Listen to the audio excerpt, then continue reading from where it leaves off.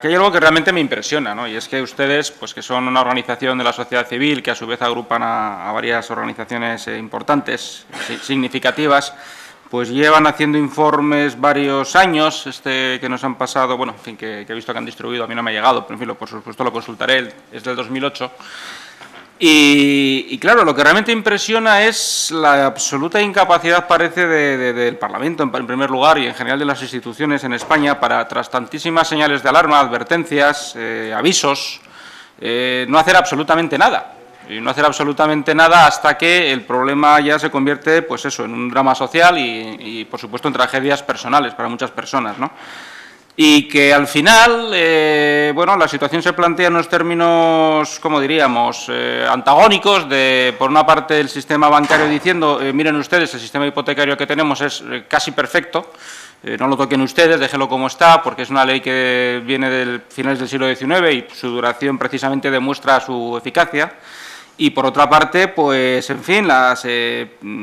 otras demandas de aplicar retroactivamente pues lo que sería no ya un cambio legislativo, sino un cambio simplemente de sistema, ¿no? Y que, entre tanto, pues usted misma ha hecho toda una serie de recomendaciones que hace su organización, que coinciden, por cierto, supongo que ustedes lo saben, claro, coincide en gran parte con muchas de las proposiciones de reforma legal que se han hecho en esta Cámara por parte de muchos de los grupos parlamentarios, no por todos, quizás, normalmente nunca por el del Gobierno. Y yo llamaría la atención sobre esta cuestión. Es decir, al parecer entrar en el Gobierno significa cambiar de visión del mundo, porque cambia radicalmente la posición mantenida de la oposición a la posición mantenida cuando ya se está gobernando, ¿no? Y claro, esto realmente es extravagante, es estrafalario y no tiene un pase racional.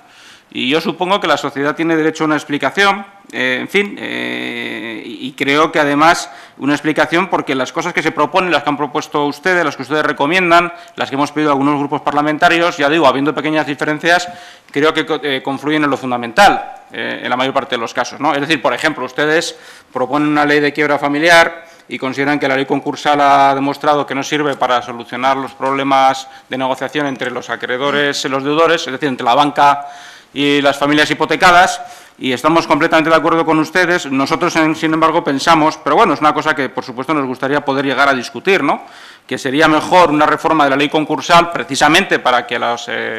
familias y los acreedores, los deudores privados, pues tengan las ventajas que tienen en la práctica las empresas a la hora de negociar sus deudas, ¿no?, etcétera, y que lo fundamental sería, en cualquier caso, pues lo que usted también ha llamado la segunda oportunidad, que para nosotros es la línea roja. Es decir, nosotros pensamos que como no se haga una reforma legal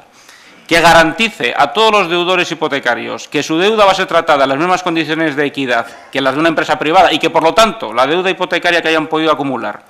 normalmente en situaciones sobrevenidas, no les va a perseguir hasta la tumba, lo cual, por cierto, aparte de ser una injusticia flagrante, es un gravísimo daño a la economía del país, porque significa tener... Es curioso, esto también se habla muy poco. Estamos hablando de cientos de miles de familias, que son, por cierto, las más productivas, las más jóvenes,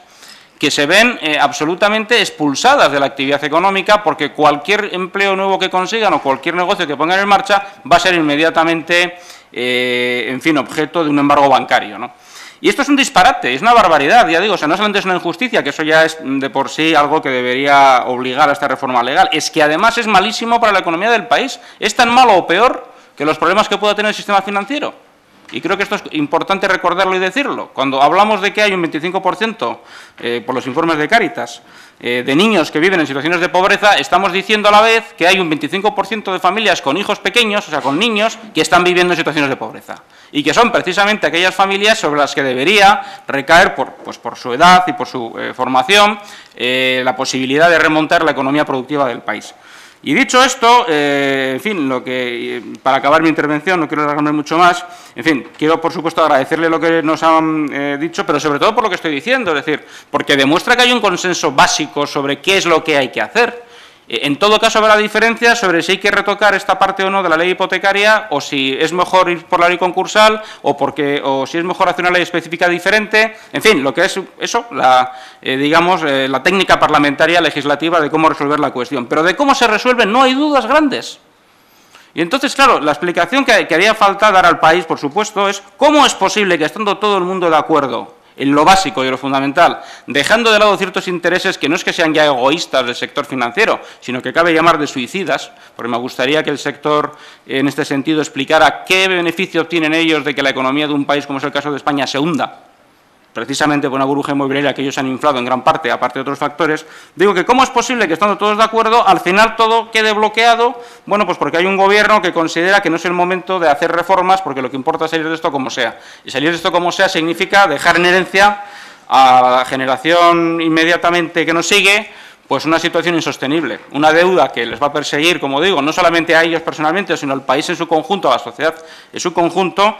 cuando, sin embargo, sabemos, por la experiencia comparada con otros países, que no hace falta inventar el Mediterráneo, que no hace falta tener aquí golpes de inspiración genial, que bastaría con 4 o 5 reformas muy concretas para cambiar radicalmente la situación.